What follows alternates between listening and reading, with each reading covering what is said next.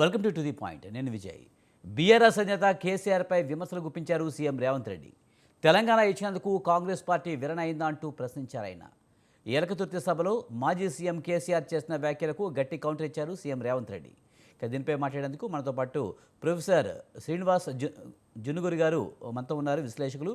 ఆయనతో మాట్లాడదాం. శ్రీనివాస్ గారు నమస్తే అండి. నమస్తే. సార్, ఎలకతుర్తి సభలో కాంగ్రెస్పై కేసీఆర్ చేస్తున్న విమర్శలకు రేవంత్ రెడ్డి కౌంటర్ ఇచ్చారు. ముఖ్యంగా తెలంగాణ ఇచ్చినందుకు కాంగ్రెస్ విరణ అంటూ ఆయన కూడా తీవ్రంగా స్పందించారు. రేవంత్ రెడ్డి వ్యాఖ్యలను ఎలా చూడాలి?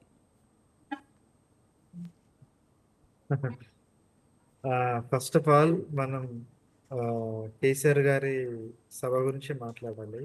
అంటే కేసీఆర్ గారు బహుశా సంవత్సరం పాటు కాంగ్రెస్కి టైం ఇద్దాం అనుకున్నట్టున్నారు.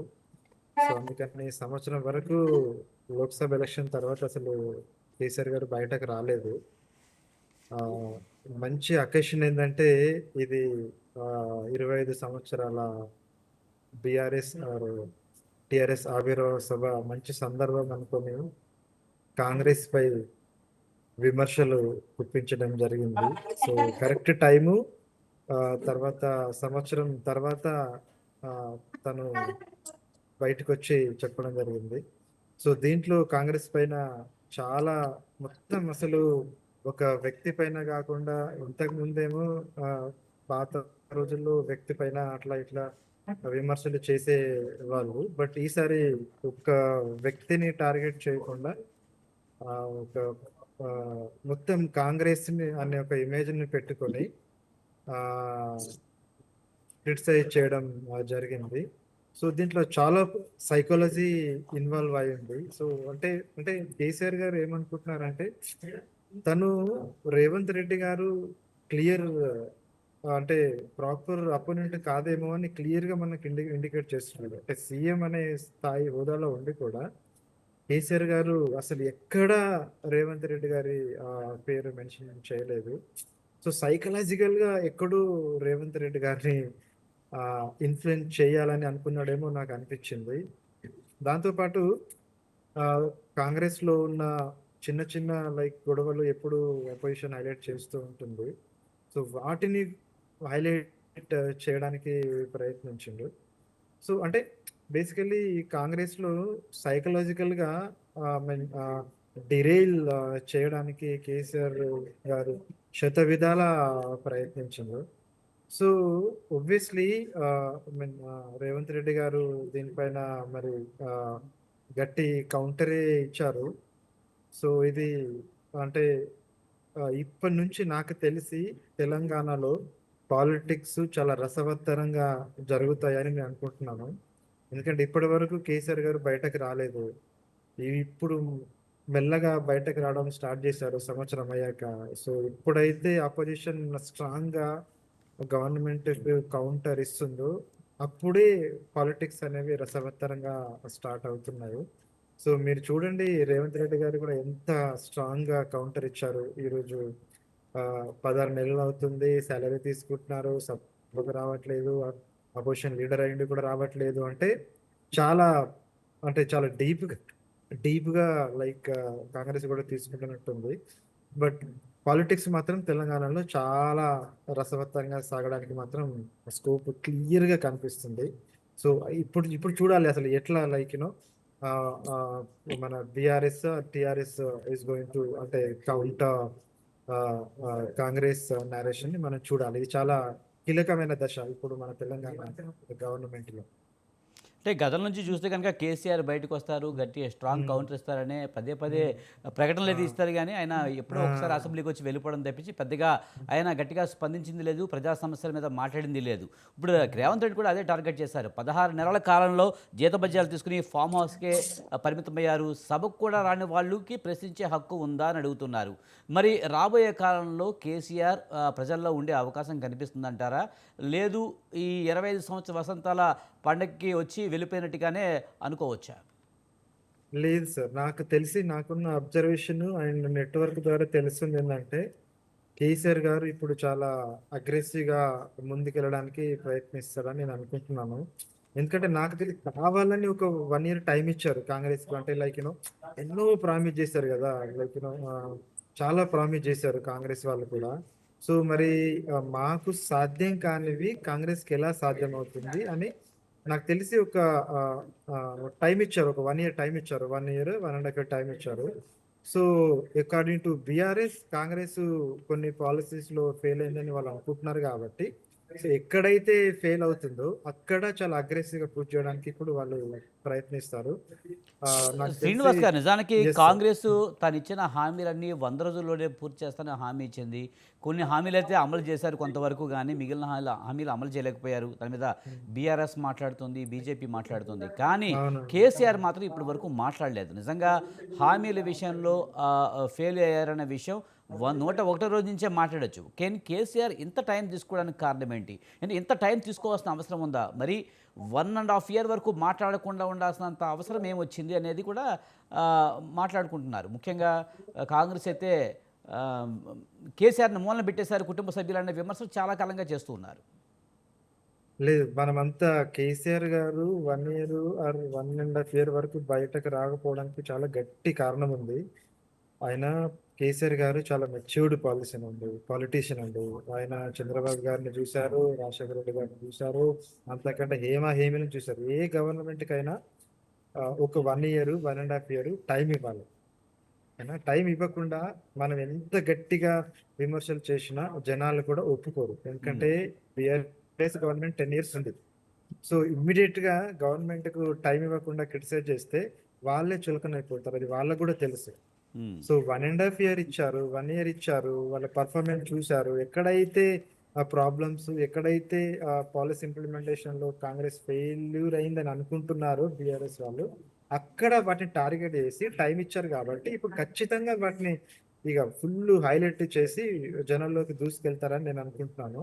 అంటే ఇది ఆ, ఇదొక స్ట్రాటజిక్ మూవ్ ఉమ్. కేసీఆర్ గారిది. ఎందుకంటే చాలా మెచ్యూర్డ్ పొలిటీషియన్ కదండి. ఒక 30-40 ఇయర్స్ నుంచి ఆయన పాలిటిక్స్ లో ఉన్నారు. అంత ఊరికనే వచ్చి క్రిటిసైజ్ చేయడం కాదు కదా. జనాల నాడి తెలిసిన వ్యక్తి అతను. ఆయనకి ఎలా స్పందించాలో తెలుసు, ఎప్పుడు స్పందించాలో కూడా తెలుసు. సో ఉమ్. టైం ఇచ్చారు. ఇప్పుడు ఇప్పుడు రెచ్చిపోతారు ఇప్పుడు నాకు తెలిసి. ముఖ్యంగా ఉమ్. రేవంత్ రెడ్డి ఇంకొక సవాల్ కూడా విసిరారు. ముఖ్యంగా అవును. కాళేశ్వరం కానీ, రైతు అవును. రుణమాఫీ మీద కానీ, ఎస్సీ వర్గీకరణ, కులగణన, రైతు బంధుపై మీరైనా చర్చకి రావడానికి సిద్ధంగా ఉన్నారా, రండి అని చెప్పి ఆయన డైరెక్ట్గా కేసీఆర్కే సవాల్ విసురుతున్న పరిస్థితి. మరి కేసీఆర్ దీన్ని తీసుకునే అవకాశం కనిపిస్తుందా? దీనికి కౌంటర్ ఇచ్చే పరిస్థితి కనిపిస్తుంది అంటారా? కేసీఆర్ గారు నాకు తెలిసి ఆయన స్పీచ్‌లలో ఎలక్షన్స్ కి ముందు గానీ, ఎలక్షన్ తర్వాత గానీ, ఆయన ఎప్పుడు గూడా రేవంత్ రెడ్డి గారి పేరు మెన్షన్ చేసినట్టు ఎప్పుడు చూడలేదు. Please correct me. Subject to correct. So ఆయన మొత్తం కాంగ్రెస్ వాదాన్ని, ఐడియాలజీని క్రిటిసైజ్ చేస్తారు. ఉమ్, ఒక చిన్న చిన్న పాలిసీని పట్టుకొని, దానిని రేవంత్ రెడ్డి గారిని పట్టుకొని, కౌంటర్‌ని పట్టుకొని ఆయన బయటకొచ్చి వాటిని మెన్షన్ చేయడం కాదు. మొత్తం కాంగ్రెస్ ఐడియాలజీని ఆయన క్రిటిసైజ్ చేస్తారు.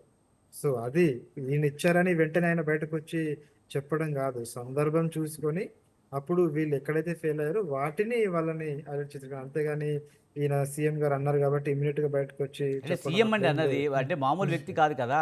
ఆ! సీఎం అంటే ఆ! ఆ సీఎంకి ప్రతిపక్ష నేతగా ఆయన ఆ! కౌంటర్ ఇవ్వాల్సిన పరిస్థితి ఆ! ఉంటుంది కదా. ఇప్పుడు ఆ! ఏదో అంటే ఏదో వ్యక్తి ఆ! నాలాంటాడో మీలాంటాడో అంటే అది వేరే విషయం. కానీ సీఎం అవును. అన్నప్పుడు దానికి ఖచ్చితంగా ఒక విలువ ఉంటుంది. అలాంటి ఆ! విమర్శలకి ఖచ్చితంగా ప్రతిపక్ష నేతగా స్పందించాలి. ప్రతిపక్ష నేత ఆ! కంటే సీఎం ఎక్కువే కదా. ఆ! ఆ! అఫ్‌కోర్స్ సీఎం లాగే. కానీ నాకు తెలిసి ఇమ్మీడియేట్‌గా గాకుండా ఇప్పుడు ఇప్పుడు ఎలాగో కేటీఆర్ గారు, తర్వాత హరీష్ రావు గారు వాళ్ళు ఎలాగో బీఆర్ఎస్ తరపున వాళ్ళ స్ట్రాంగ్ పొజిషన్ తీసుకుంటున్నారు. అంతేగాని ఇప్పుడు చాలా ఇష్యూ బేస్డ్ వస్తారు వాళ్ళు. ఈయన రైట్. ఇప్పుడు ఇష్యూ బేస్డ్ వస్తారు. అంతేగాని ఇట్లా అన్నారని ఇప్పుడు రారు. ఇప్పుడు మేజర్ ఇష్యూ జరిగితే ఎప్పుడైతే పాలిసీ మేకింగ్ ఫెయిల్యూర్ అయితే అప్పుడు వాళ్ళు బయటకొస్తారు. అంతేగాని నాకు తెలిసి అట్లా ఇష్యూ బేస్డ్ పైన తను రెస్పాండ్ అవుతూ వస్తారు. ఇంకా మనం చూస్తున్నాం గదా! గత 10, 15 సంవత్సరాల నుంచి మనం వీళ్ళెంత డిమాండ్ చేసినా కేసీఆర్ గారు ఎప్పుడు రావాలనుకున్నారో అప్పుడే వచ్చారు గానీ, వీళ్ళు పిలిచినప్పుడు ఎప్పుడు రాలేదు. అది మనం గమనించాలి. So right. తనకు చూడాలి మరి. తెలుసు అంటే కాంటెక్స్ట్. యాక్చువల్‌గా ఏదన్నా విమర్శ వచ్చినప్పుడు దానికి ప్రతి ఆ! విమర్శగా చేయడం అనేది కామన్‌గా ఇవ్వాలి. జరుగుతూ ఉంటుంది. ఆ! అలా జరుగుతుంది. ఇప్పటికి ఫార్మ్ హౌస్‌కి పరిమితం అయిపోయారని ఇప్పటికే విమర్శలు వినిపిస్తున్న నేపథ్యంలో ఇప్పటికైనా హ్మ్. వచ్చి విమర్శలు చేస్తారో లేదో చూడాల్సిన పరిస్థితి ఉంది. ప్రస్తుత ఆర్థిక సంవత్సరంలో వివిధ రంగాలకు 6.60 లక్షల కోట్ల రుణాలు ఇవ్వాలని రాష్ట్ర స్థాయి బ్యాంకర్ల కమిటీ నిర్ణయించింది. గత ఆర్థిక సంవత్సరంతో పోలిస్తే 22% అదనంగా రుణ ప్రణాళిక రూపొందించింది ఏపీ ప్రభుత్వం. ఈ మేరకు రాష్ట్ర స్థాయి బ్యాంకర్ల సమావేశంలో స్పష్టం చేశారు ఏపీ సీఎం చంద్రబాబు. ఇక దీనిపై మాట్లాడదాం. శ్రీనివాస్ గారు, ప్రస్తుత ఆర్థిక సంవత్సరానికి వివిధ రంగాలకు 6.60 లక్షల కోట్ల రుణాన్ని ఇవ్వాలి రాష్ట్ర స్థాయి బ్యాంకర్ల సమావేశంలో నిర్ణయించడానికి ఎలా చూడాలి? ఇది చాలా మంచి పరిణామం అని అనుకుంటున్నాను. ఎందుకంటే ఈ ఏపీ ఆర్థిక పరిస్థితి చాలా దివాలా స్థితిలో ఉంది. లక్కీగా చంద్రబాబు గారికి చాలా మంచి టైం ఉంది. ఎందుకంటే సెంట్రల్ గవర్నమెంట్ నుంచి వాళ్ళకి సపోర్ట్ ఉంది. సెంట్రల్ గవర్నమెంట్ లో వాళ్ళు మెంబర్స్ ఉన్నారు. ఈ అవకాశం జగన్ గారికి లేకుండా. సో ఇప్పుడు ఆర్థిక పరిస్థితి ఐపీలో చాలా దీనా స్థితిలో ఉంది కాబట్టి younger generation, particularly educated younger generation, వాళ్ళు ఉపాధి అవకాశాలు క్రియేట్ చేయకుంటే వాళ్ళు ఖచ్చితంగా ఊరుకోరు. సో వాళ్ళ నుంచి రివోల్ట్ స్టార్ట్ అయితే గవర్నమెంట్ కి చాలా ప్రాబ్లమ్స్ వస్తాయి. ఇప్పుడు గవర్నమెంట్ శ్రీనివాస్ గారు, మీ పక్క నుంచి ఏదో వేరే ఆడియో వస్తుంది, అది కొంచెం చూడండి. అది పక్కన డిస్టర్బెన్స్గా ఉంది. అది అవునండి. మీ దగ్గర నుంచి డిస్టర్బెన్స్ వస్తుంది కొంచెం. రైట్ యాక్చువల్లీ నేను యూనివర్సిటీలో ఉన్నాను. పిల్లలు వేరే ఫ్యాకల్టీతో మాట్లాడుతున్నారు. రైట్ రైట్ అలాగే నువ్వు వచ్చి 30, 29, 26 చేసి వాళ్ళ వాయిస్ ఎక్కువగా వినిపిస్తుంది. శ్రీనివాస్ గారు, కంటిన్యూ చేయండి. సో బేసికల్లీ అదే. సో యువతరానికి ఉపాధి కల్పించడం అంటే వాళ్ళ నుంచి ఖచ్చితంగా వ్యతిరేకత వస్తుంది. ఆల్రెడీ నాకు తెలిసి 1.5 year అవుతుంది. మరి మేజర్ జాబ్ నోటిఫికేషన్స్ కూడా నేను చూడలేదు. యూనివర్సిటీ నోటిఫికేషన్స్ కూడా చూడలేదు. డిఎస్సి వేస్తారని వేయలేదు. ఇంకా గ్రూప్ 1 బహుశా పోస్ట్ పోన్ చేసినట్టున్నారు. గ్రూప్ 2 కూడా. సో మరి ఇలా పోస్ట్ పోన్ చేస్తుంటే యువతరం పైన ఖచ్చితంగా యువతరం నుంచి ఖచ్చితంగా వ్యతిరేకత వస్తుంది. సో నాకు తెలిసి ఇది మంచి పరిణామం. యువతకి ఉపాధి అవకాశాలు కల్పించాలి. యువతనే రాష్ట్ర భవిష్యత్తు. వాళ్ళ ఇంట్రెస్ట్ ని, వాళ్ళ నీడ్స్ ని కన్సిడర్ చేయకుంటే ఏ పొలిటికల్ లీడర్ అయినా, ఏ పొలిటికల్ పార్టీ అయినా సర్వైవ్ అవ్వడం చాలా చాలా కష్టం అండి ఇప్పుడున్న పరిస్థితుల్లో. శ్రీనివాస్ గారు, ప్రధానంగా ఈ ఎంఎస్ఎంఈ రంగానికి ఈ సంవత్సరానికైతే 87,000 కోట్లు రుణం ఇవ్వాలని నిర్ణయించారు. ముఖ్యంగా సీఎం చంద్రబాబు ఇంటికో పారిశ్రామికవేత్తను తయారు చేస్తారని చెప్పారు. ఆ అమలు చేస్తే కనుక లక్ష్యం నెరవేరే అవకాశం కనిపిస్తుందంటారు. అది పేపర్లో చెప్పినట్టు, అది పేపర్ పైన రాసినట్టు అంత ఈజీ కాదు. 80,000 కోట్లు అంటే అది మామూలు విషయం కాదు. మన రాష్ట్ర ఆర్థిక స్థితి, స్టేటస్ అవన్నీ మనం చూడాలి. అంటే వాళ్ళు బడ్జెట్లో ఎన్నైనా చెప్పొచ్చు, బట్ ఆ 80,000 కోట్లు ఎక్కడి నుంచి జనరేట్ చేస్తారు? అది చాలా సెంట్రల్ గవర్నమెంట్ ఇస్తుందా, మరి స్టేట్ గవర్నమెంట్ దగ్గర ఏమన్నా అడిషనల్ రెవెన్యూ జనరేషన్ స్కీమ్స్ ఏమైనా ఉన్నాయా? సో 80,000 కోట్లు అయినా కాకపోయినా దాంట్లో సగం ఇచ్చినా కానీ యువతకి ఎంతో ఉపయోగపడుతుంది. ఇప్పుడు సో ఎందుకంటే నిరుద్యోగం చాలా భయంకరమైన పొజిషన్లో ఉంది తెలుగు రాష్ట్రాల్లో కానీ, దేశంలో కానీ. సో ఇట్లా ఎంఎస్ఎంఈలో ఎంత ఇన్వెస్ట్మెంట్ చేస్తే మన యువతకి అంత ఉపాధి కలుగుతుంది. అప్పుడు మీరు యువతకి ఉపాధి కలిగిస్తే ఆటోమేటిక్గా మన కొనుగోలు శక్తి పెరుగుతుంది. డబ్బు జనాల చేతిలోకి వెళ్ళిపోతుంది. అప్పుడు డబ్బు జనాల చేతిలోకి వెళ్తే కన్జంప్షన్ పవర్ పెరిగి ప్రొడక్షన్ కావాల్సి ఉంటుంది. సో ఆటోమేటిక్గా ఎకానమీ అంటే రివైవ్ అవుతుంది, డెవలప్ అవుతుంది. బట్ క్వశ్చన్ ఈస్, ఆ 80,000 కోట్లు నువ్వు ఎక్కడి నుంచి తెస్తావు? అది ఫండమెంటల్ క్వశ్చన్. ఇస్తే చాలా మంచిది, చాలా వెల్ అండ్ గుడ్ అండి. యువతకి మనకు ఖచ్చితంగా కావాల్సింది. కానీ ఎక్కడి నుంచి జనరేట్ చేస్తారు? స్టేట్ అంత మనీ ఇచ్చే స్థితిలో ఉందా లేదా? అది ఫండమెంటల్ క్వశ్చన్. సార్, అలాగే చూసుకుంటే గత ప్రభుత్వ హయాంలో అయితే అప్పులు ఎక్కువగా అయిపోయాయని పదే గతంలో ప్రతిపక్షంగా ఉన్న టీడీపీ అయితే చెప్పిన పరిస్థితి. ఇప్పుడు ప్రస్తుత ఆర్థిక సంవత్సరానికి 6.60 లక్షల కోట్లు అంటే రాష్ట్రం ఇంకా అప్పుల్లో కూరుకుపోయే అవకాశం లేదంటారా? ఒక సంవత్సరానికి 6.60 లక్షల కోట్లు అంటే 5 సంవత్సరాలకి ఎంత అవుతుంది? అది విపరీతమైన అప్పు పెరుగుతుంది కదా, దానివల్ల ఇంకా నష్టం జరిగే అవకాశం లేదంటారా? నేను అదే అంటున్నాను. ఇప్పుడు నేను అదే చెప్తున్నాను. మన రాష్ట్ర ఆర్థిక పరిస్థితి చూసుకొని మనం హామీలు ఇవ్వడం చాలా ఉత్తమం. నేను సెంట్రల్ గవర్నమెంట్ రిపోర్టు చదివిన దాని ప్రకారము గత ప్రభుత్వం చేసిన అప్పులు 1 లక్ష పైనే, అంటే వాళ్ళ 5 years టెన్యూర్లో. బట్ ఇప్పుడు 1.5 ఇయర్‌లోనే అంటే నాకు అథెంటిక్ సోర్స్ ఏం లేదు. బట్ మీడియా ద్వారా తెలిసింది ఏందంటే మీరన్నట్టు 6,00,000 అప్పు. అంటే ఎంతో లైక్ మాసివ్‌గా 1 ఇయర్‌లోనైతే పెరిగింది. సో, అది ఏ రాష్ట్ర ఆర్థిక పరిస్థితికి మంచి సైన్ కాదు. సో, వీళ్ళు ఎలక్షన్ అప్పుడు చాలా ఇబ్బడి ముబ్బడిగా ప్రామిస్‌లు ఇచ్చారు. వీళ్ళు రూ. 1 అంటే మన వైఎస్ఆర్‌సీపీ రూ. 1 అంటే వీళ్ళు రూ. 2 అన్నారు. సో, ఆ రకంగా రెట్టింపు ప్రామిస్‌లు ఇచ్చారు. కానీ ఇప్పుడు గవర్నమెంట్‌కొచ్చిన తర్వాత తెలిసింది ఆర్థిక పరిస్థితి ఏంటో. ఫార్చునేట్‌లీ వాళ్ళకి సెంట్రల్ గవర్నమెంట్ సపోర్ట్ ఉంది కాబట్టి అట్‌లీస్ట్‌ను వాళ్ళు పెర్ఫార్మింగ్ బెటర్. ఒకవేళ జగన్ గారి పరిస్థితే చంద్రబాబు గారికి ఉంటే వాళ్ళ పరిస్థితి ఏంటి? హ్మ్. కదా! సో, అది చాలా ఊహించుకోవడానికే చాలా ఇబ్బందిగా ఉంటది. సో, సెంట్రల్ గవర్నమెంట్ నుంచి వాళ్ళ నెట్‌వర్క్‌తోని కొన్ని గ్రాంట్స్ తెచ్చుకొని, మళ్ళీ రెవెన్యూ జనరేషన్ స్కీమ్స్ కూడా మనము state government I think should think about thought. Because ఇప్పుడు స్కీమ్స్ చాలా ఇంపార్టెంట్ లైక్ రెవెన్యూ జనరేషన్‌కి. అది ఏపీ సమ్‌వేర్ ఐ ఫీల్ అంటే చాలా అక్కడ ప్రాబ్లమ్ ఫేస్ అవుతుందని నాకు అనిపిస్తుంది. ఫర్ ఎగ్జాంపుల్ హైదరాబాద్‌కి చాలా ఉంది ఆ స్కోప్. హ్మ్. బట్ ఏపీకి మనం జస్ట్ విజయవాడ, విశాఖపట్నం ఉంది. విశాఖపట్నంలో మొత్తం సెంట్రల్ గవర్నమెంట్ కంపెనీలు ఉన్నాయి. ఐ మీన్ ఎక్కువ. ఓకే. సో, విజయవాడ చూసుకుంటే అంత లైక్ అగ్రికల్చర్‌గా ఎక్కువ డెవలప్ ఉంది. సో, వీళ్ళకు స్టేట్ దగ్గర నాకు తెలిసి లిమిటెడ్ రిసోర్సెస్ ఉన్నవి. So, most of the time వాళ్ళు సెంట్రల్ గవర్నమెంట్ పైన డిపెండ్ కావాల్సి వస్తుంది. బట్ సెంట్రల్ గవర్నమెంట్ లైక్ వాళ్ళు బీహార్ చూసుకోవాలి. ఎందుకంటే బీహార్ సపోర్ట్ కూడా వాళ్ళకి అవసరము. ఏపీ సపోర్ట్ కూడా అవసరం. సో, 2 స్టేట్స్‌ని కన్సిడర్ చేసుకొని ఏపీకి ఎంత వరకు వాళ్ళు సపోర్ట్ చేస్తారు. ఆ లిమిటెడ్ రిసోర్సెస్ ద్వారా ఏపీని ఎంత వరకు డెవలప్ చేస్తారనేది బిగ్ క్వెషన్. హ్మ్. అంటే ఆహ్, ప్రధానంగా కేంద్రంలో టీడీపీ కీలక హ్మ్. భాగస్వామిగా ఉంది. ఆ! కేంద్రం నుంచి తగినంత నిధులు తెప్పించుకోవడంలో కూడా సఫలమవుతుంది అని చెప్పినప్పటికీ కూడా ఇంకా ఇన్ని అప్పులు చేయడం వలన ఆ!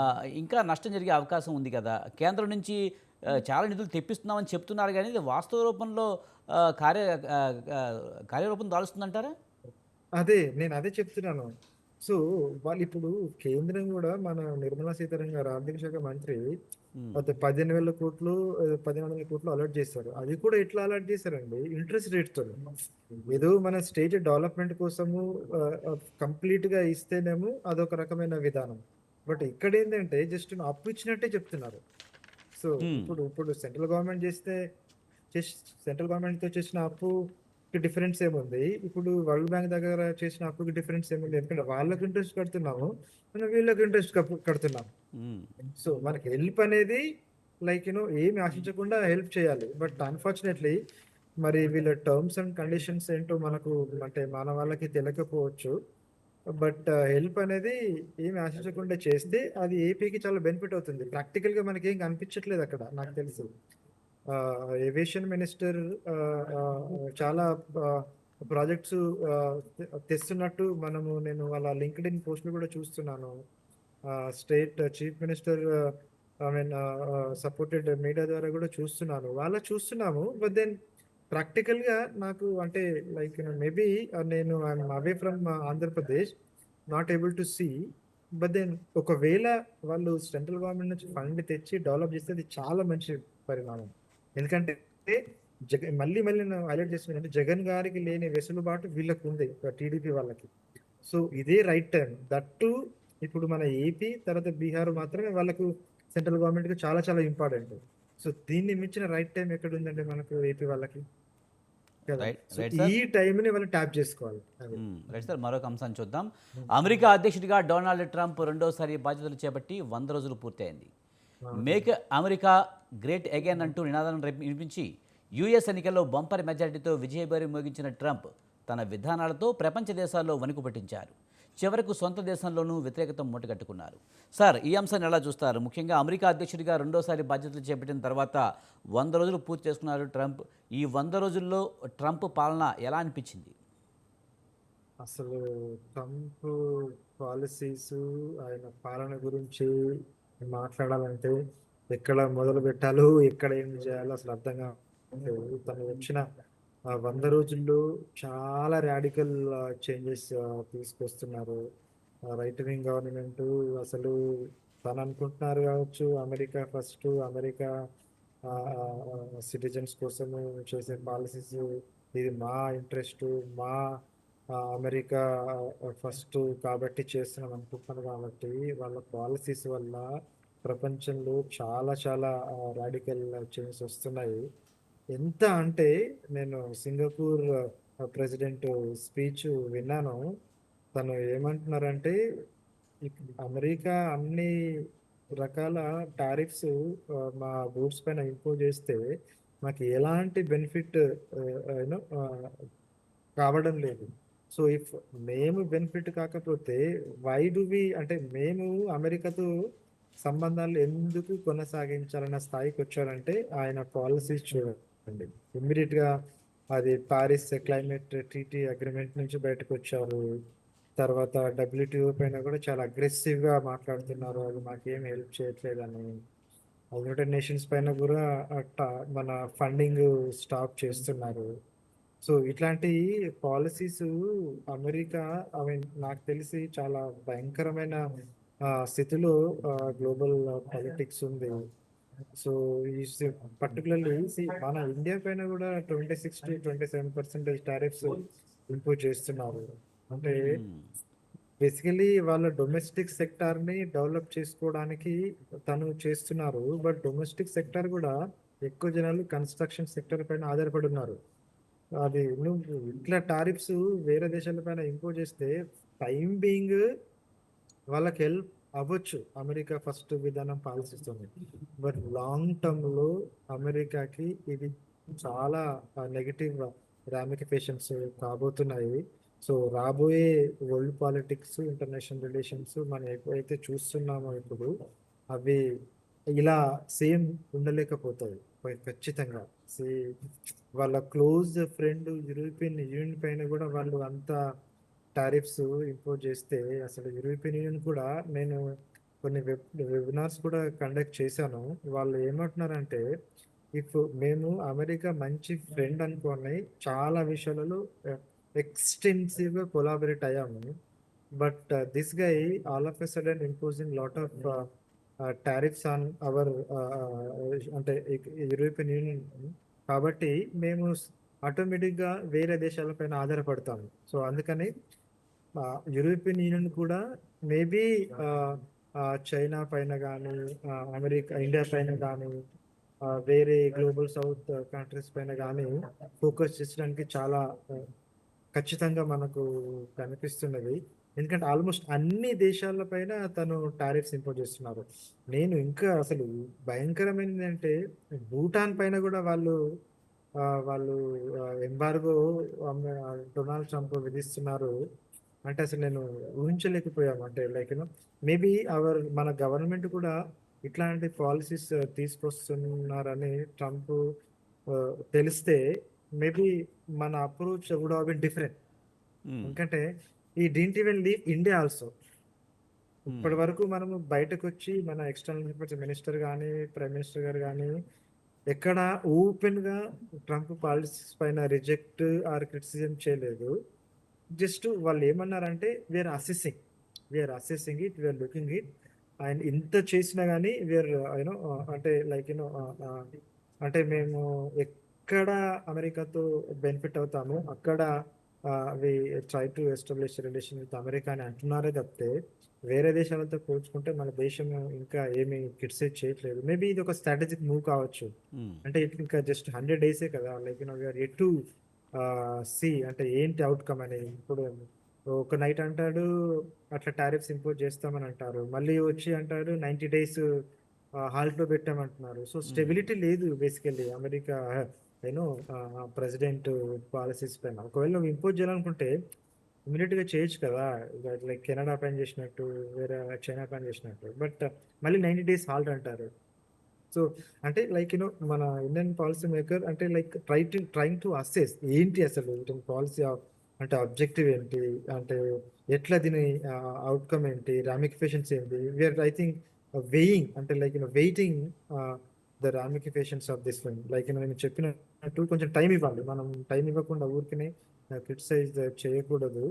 అమెరికా ఫస్ట్ అన్న పాలసీస్ తో అమెరికన్స్ కి బెనిఫిట్ చేయడానికి చాలా ప్రయత్నిస్తున్నారు. But in this process within America కూడా చాలా జనాలు బయటకొచ్చి ప్రొటెస్ట్ చేస్తున్నారు. నేను చూశాను న్యూయార్క్‌లో చాలా జనాలు వచ్చి డొనాల్డ్ ట్రంప్ పైన ప్రొటెస్ట్ చేస్తున్నారు. పర్టిక్యులర్‌లీ ఎడ్యుకేషన్ డిపార్ట్‌మెంట్ అండి. అసలు ఎడ్యుకేషన్ అనేది బ్రెడ్ అండ్ బటర్ ఆఫ్ అంటే ఎనీ సొసైటీ. అంటే చాలా ఇంపార్టెంట్ అసలు. ఏ దేశ డెవలప్‌మెంట్‌కైనా. సీ జపాన్ కానీ, సౌత్ కొరియా గానీ, ఈస్ట్ ఏసియా గానీ ఎడ్యుకేషన్‌లో వాళ్ళు డెవలప్‌మెంట్ అవ్వడం వల్లే వాళ్ళ దేశాలు చాలా అడ్వాన్స్ అయిపోయాయి. ఇప్పుడు ఎడ్యుకేషన్ డిపార్ట్‌మెంట్ నేను కంప్లీట్‌గా క్లోజ్ చేస్తానంటే మరి ఎట్లా అసలు? అంటే so, we have to wait and see. అంటే ఇప్పుడే మనం ఏం కంక్లూజన్‌కి రావద్దు. ఎందుకంటే పాలిసీస్ తీసుకొస్తున్నాడు. తర్వాత హాల్ట్‌లో పెడుతున్నాడు. So, we need to wait I think. We need to wait for some time regarding the ramifications of Donald Trump's policies on domestic affairs as well as international affairs. Wait చేయాలి కొంచెం. Sir Trump ఎప్పుడు కూడా వివాదాస్పదంగానే ఉన్నారు. ఆయన వలసలను ఆపడానికి ఆయన తీసుకున్న నిర్ణయాలు కానివ్వండి, అలాగే సొంత దేశంలో కూడా కొంతవరకు కూడా వ్యతిరేకత వ్యక్తమైంది మీరు చెప్పినట్టు. ఎందుకంటే పొదుపు పేరిట అక్కడ వారి ఉద్యోగాలే తీసేస్తున్న పరిస్థితి నెలకొంది. అలాగే ప్రపంచ దేశాలపై సుంకాలు విధించి ప్రపంచ దేశాలని వ్యతిరేకం చేసుకున్నారు. అలాగే స్వదేశంలో కూడా వ్యతిరేకం చేసుకున్నారనే విమర్శలు బాగా ఎక్కువగా అయిపోయాయి. హ్మ్. ఇది ఎట్లా ఉందంటే చాలా ఐడెంటిటీ క్రైసిస్ ఉన్నట్టు. ఇప్పుడు లేమాన్లు ఉంటారు చూడండి. ఐడెంటిటీ క్రైసిస్ ఎక్కువ ఉండి ఊరికే మన స్టేట్మెంట్ ఇస్తే అందరు నా వైపు చూసి దాని గురించి మాట్లాడతారు అన్న కామన్ మ్యాన్ లాగా మాట్లాడుతున్నారు. మీరు అది చూడండి ఆ వీడియో. అది యుక్రెయిన్ ప్రెసిడెంట్ జెలెన్స్కీ తర్వాత డొనాల్డ్ ట్రంప్ వాళ్ళ కన్వర్జేషన్ ఇన్ వైట్ హౌస్ ఎంత సిల్లీగా అనిపిస్తుంది అసలు. అసలు నువ్వు ప్రపంచ దేశాల్లో అగ్రెసివ్ అంటే ఉన్నత స్థాయిలో ఉండి అసలు వరల్డ్ పాలిటిక్స్ అలా హ్యాండిల్ చేయడం.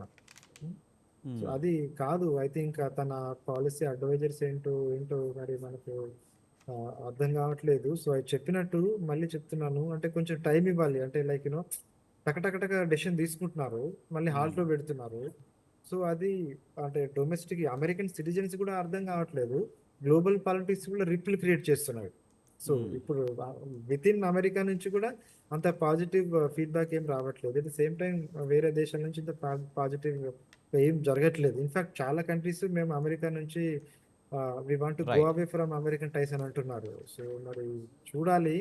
ఇది ఎంతకాలం వరకు డొనాల్డ్ ట్రంప్ ఇట్లాంటి పాలిసీస్ మైండ్‌లెస్ డెసిషన్స్‌తో ముందుకెళ్తారు. So we should wait and watch sir for some time. Right. Thank you very much Srinivas garu. వివిధ అంశాలపై చక్కని విశ్లేషణ అందించారు. Thank you very much. ఇది ఇవాల్టి టు ది పాయింట్. చూస్తూనే ఉండండి స్వతంత్ర.